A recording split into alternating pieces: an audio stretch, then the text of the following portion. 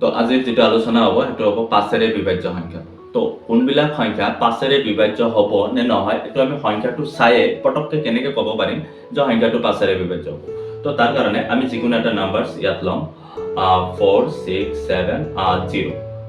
তো চোৱা এই সংখ্যাটো 5ৰে বিভাজ্য হ'ব নে নাই আমি চাই পটককে ক'ব লাগে। তো তাৰ কাৰণে আমি এটা ৰুলস ইয়াত ব্যৱহাৰ কৰিম। চোৱা ইয়াৰ যেটো এককৰ ঘৰৰ যেটো সংখ্যা আছে, যিকোনো সংখ্যা লাষ্ট এককৰ ঘৰত যেটো সংখ্যা থাকিব, যদি সেই সংখ্যাটো দুটা সংখ্যাৰ ভিতৰত হয়, এটা 0 আৰু এটা 5, ইয়াত কিবা কিবি আছে এই কথা নাই, কিন্তু লাষ্টৰ যেটো এককৰ ঘৰ থাকিব প্ৰথমটো সংখ্যা, সেই ঘৰৰ যদি 0 নাইবা 5 হয় তেতিয়াহ'লে গোটেই সংখ্যাটো 5ৰে বিভাজ্য।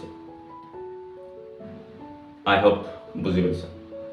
তো ইয়াত চোৱা এই সংখ্যাটো এতিয়া 5ৰে বিভাজ্যৰ ভাগত পৰিল কাৰণ এককৰ ঘৰত কি আছে 0 আছে। সো আমি ইয়াত চাম 4 6 7 0। আমি কৈছো যে এককৰ ঘৰত যদি আমাৰ কিবা কন্ডিশনত যদি 0 বা 5 থাকে তেনেহলে গোটেই নাম্বাৰসটো 5ৰে বিভাজ্য হ'ব। তো চোৱা 5 ইয়াত প্ৰথম 4 আছে নাজয়, তো আমি দুটা ললো। 5 9 গুণ ইয়াত কিমান হৈ আছে 45 হৈ আছে, তো 1 ৰৈ যাব, 17 নামাই আনা, 5 3 গুণ ইয়াত 15 হৈ যাব, 2 ৰৈ যাব। তো এবাৰ কি হ'ব, ইয়াৰে পৰা আমাৰ এই শূন্যটো ডাইৰেক্ট ইয়াত নামি আহিব, 0 হৈ যাব। তো ইয়াত 5 4 গুণ কিমান হ'ব 20 হৈ যাব। তো ইয়াত 0 পাই গ'ল। অৰ্থাৎ তুমি যদি 9 3 4 ৰ লগত যদি 5 মাল্টিপ্লাই কৰা, 5 4 গুণ 0 2 15 7 1 5 9 45 1 46। তো ইয়াত চোৱা 4 6 7 0 আমি ইয়াত লৈছিলো 4 6 7 0। গতিকে কোনো এটা সংখ্যা যেনে ইয়াত আমি লৈছো 1 2 লাষ্টত যেনিবা 5 আছে, তো ইয়াৰ এককৰ ঘৰত 5 আছে মানে ই ডেফিনেটলি 5ৰে হৰণ যাব না নাই, ডেফিনেটলি যাব।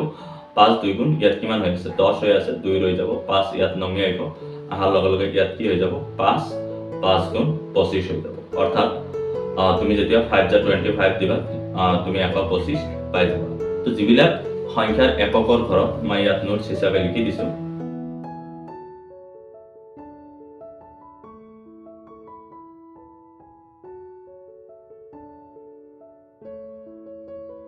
তো আজি আছিল এইখিনিয়ে ক্লাছ। নেক্সট ক্লাছত আমি আকৌ গম পাম কোনবিলাক সংখ্যা 6ৰে বিভাজ্য।